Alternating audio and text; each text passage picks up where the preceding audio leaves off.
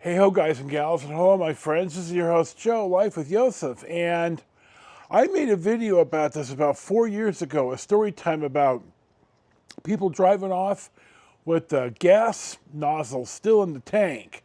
So, excuse me, I didn't do a very good job, so you see some of my earlier stuff is really rough.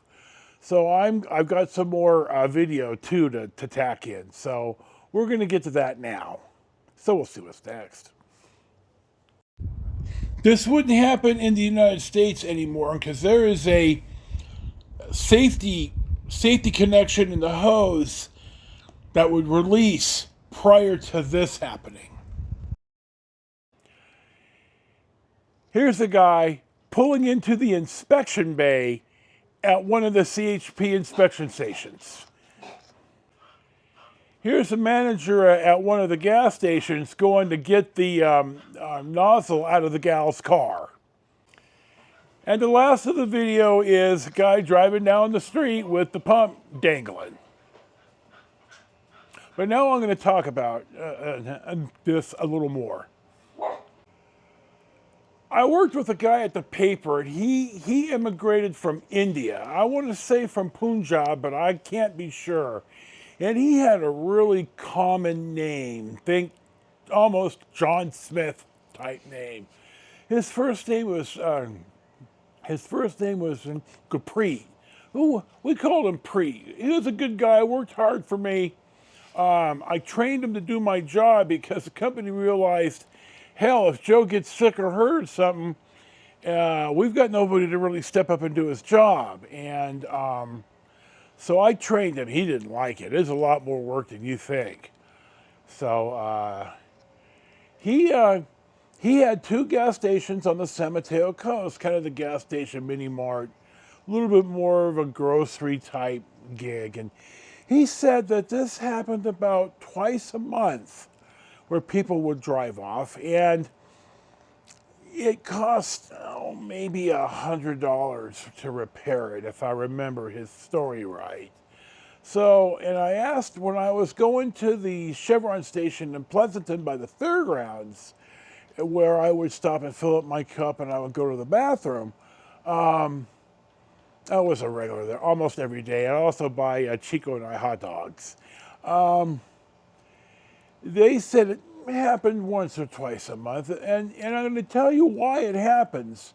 It happens because the key here is when you get out of the car to put the nozzle in your tank and fill, you don't get back in the car.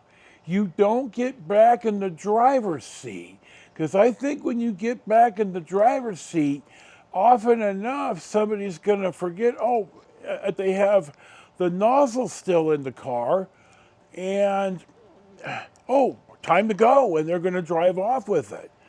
I never get back in the car when I have the pump in, and I also lock my doors because you see enough video where the gal will be fueling her car and she has her purse on the passenger seat, and somebody's going to come sneak up, open the door, snatch the purse.